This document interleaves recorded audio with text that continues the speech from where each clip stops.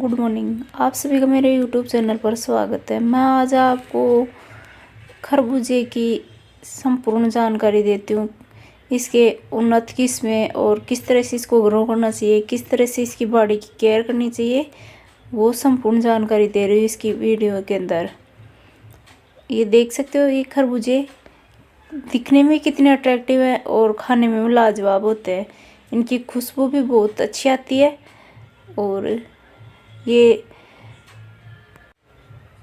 जायद और रबी की दोनों फसलों में इसको ग्रो कर सकते हैं।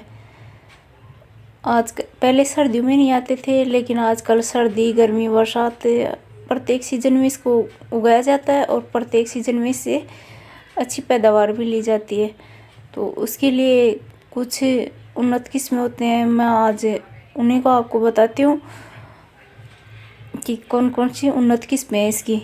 ये देख सकते हो, एक बेल के काफ़ी इसके खरबूजे आते हैं और ये हमने लिया है अरोमा सीड्स। हम हमारे खेत में अरोमा सीड्स ग्रो कर रहे हैं, तो इसी को हम सबसे बेस्ट मान रहे हैं कि हाँ, ये सबसे बढ़िया है। इसकी अच्छी पैदावार भी मिलती है और इसमें जो कीड़े वगैरह की प्रॉब्लम होती है वो भी कम होती है। तो इसके इस तरह से जो बीज हैं मैं अभी आपको दिखाती हूँ।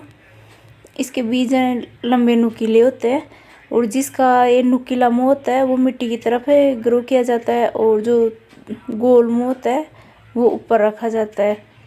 इस तरह से आप सीड्स को ग्रो करोगे तो आपके जितने सीड्स हैं सभी ग्रो हो जाएंगे और इनका आप बिना ध्यान दिए इसी तरह से ग्रो कर दोगे कि कौन सा मुँह नुकीला है और कौन सा गोल है, और जैसे हाथ में है वैसे ही ग्रो कर दिया तो इनमें से काफ़ी बीज हैं जो उग नहीं पाएंगे। इनका ध्यान देना ज़रूरी होता है ग्रो करते टाइम पर कि जो नुकीला मुँह है वो मिट्टी की तरफ, अंदर की तरफ होना चाहिए। तो इस तरह से ये सीड्स लेकर और हम यहाँ बिना बेड तैयार किए क्यारियों के अंदर ग्रो करेंगे इनको। जिससे हम जो क्यारी में सिंचाई करते हैं वैसी सिंचाई करके और इन क्यारियों को सींचेंगे, क्योंकि हम ज़्यादा वैसे मार्केट में बेचने के लिए ग्रो नहीं कर रहे हैं, हम खाने जितना ही ग्रो कर रहे हैं इस तरह से। तो आपके भी ज़मीन ज़्यादा नहीं है या थोड़ी जगह में ग्रो करना चाहो तो आप ऐसी क्यारी बनाकर उनमें भी ग्रो कर सकते हो। ये ज़रूरी नहीं होता कि जो बेल फैलने वाली है उसको आप बेड में ही ग्रो करो, आप ऐसी समतल मिट्टी है उसके अंदर भी ग्रो कर सकते हो। इनमें ज़्यादा खरपतवार भी नहीं होती है, बस इनका कीड़े वगैरह का थोड़ा ध्यान रखना होता है, स्प्रे वगैरह करना होता है तो वो कर देना चाहिए। इसके अलावा भी काफ़ी सीड्स हैं, जैसे मधुराजा है जो 1 से 1.5 किलो के करीब इनका वज़न होता है। सागर सीड्स है, इसकी अवधि 65 से 70 दिन के करीब होती है और इसका वज़न 1.5 से 2 kg के करीब होता है। तो आप कोई भी सीड्स ले सकते हो। इसके अलावा भी है, जैसे समाप्त होने वाली फसल होती है, ये 2 महीने या 2.5 महीने तक ही चलने वाली होती है, फिर इनको उखाड़ देना होता है, इनकी ऑफ हो जाती है सीजन। और इसके वज़न भी करीब 1 से 2 किलो या 3 किलो इतना ही होता है, ज़्यादा इसकी मोटाई भी नहीं होती है। इसके अलावा है नामदारी का सीड्स, इसकी भी अवधि है 65 से 70 दिन के करीब होती है और ये वज़न में भी 1.25 से 1.5 किलो के करीब होते हैं। तो ये मस्क मिलन है, वैसे तो प्रत्येक सीज़न में ग्रो भी किया जाता है और इसकी डिमांड भी रहती है, लेकिन ख़ास तौर से गर्मी के सीज़न में इसकी डिमांड ज़्यादा रहती है और ग्रो भी ज़्यादा किया जाता है गर्मी में। तो अब ये फरवरी का मंथ चल रहा है, अब ना ही ज़्यादा ठंडी रही है, तो आप फरवरी में इसकी खेती ग्रो कर सकते हो और अच्छी यील्ड ले सकते हो, अच्छा बेनिफिट कमा सकते हो। ये करीब एक जो एकड़ भूमि होती है उसके अंदर ही आप ग्रो करोगे तो 1 एकड़ में ही आप 2 से 3 लाख रुपए कमा सकते हो ओनली 2.5 महीने के अंदर। क्योंकि मस्क मिलन क्रॉप्स है, इसकी अवधि है करीब 2 महीने से 2.5 महीने तक की होती है और कुछ की है जो 2 महीने ही होती है। इसमें चपटे आकार के भी होते हैं, गोल आकार के भी। ये जो सीड्स है इसकी शर्करा की मात्रा 12 से 15% तक होती है, जो मधुराजा सीड्स है इसकी। और औसत वजन 1 से 1.5 kg होता है इसका। देख सकते हो दिखने में भी धारियों वाला काफ़ी सुंदर दिखता है।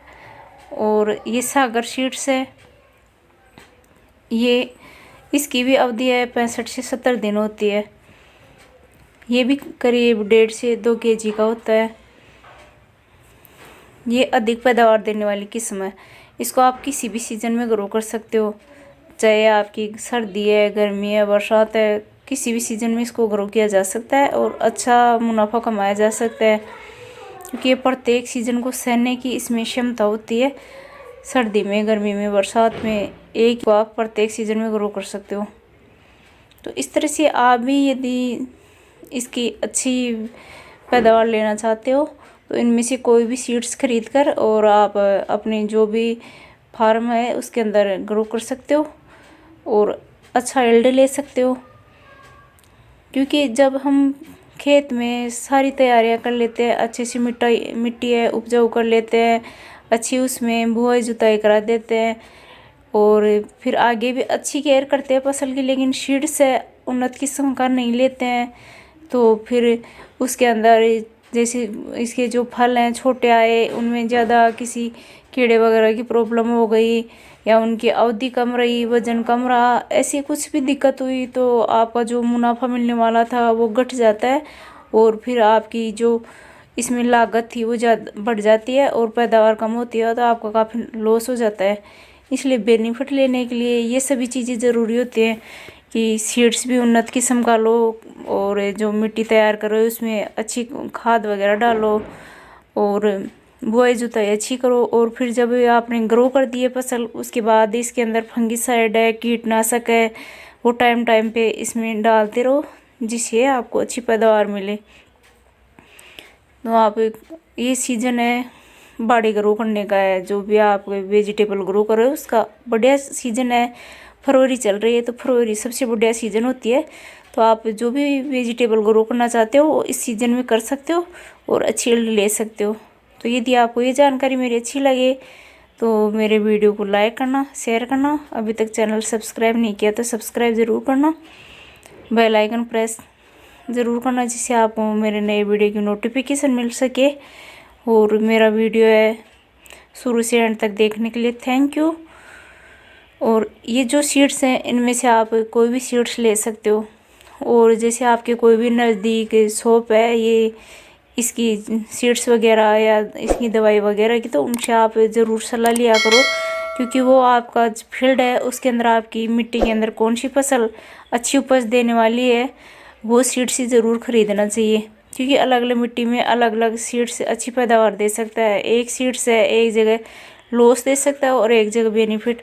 तो मिट्टी के अकॉर्डिंग आप सीड्स लो और उसमें जो फसल में कोई भी प्रॉब्लम है वो उनसे शेयर करो और फिर उनसे दवा लेकर स्प्रे करो। अपनी मर्ज़ी से स्प्रे कर दोगे तो हो सकता है आपकी फसल में कुछ नुकसान हो, इसलिए सलाह लेकर ही स्प्रे वगैरह करना चाहिए, चाहे फर्टिलाइज़र का, कीटनाशक का, फंगिसाइड का, जो भी करना चाहो। और वीडियो देखने के लिए थैंक यू।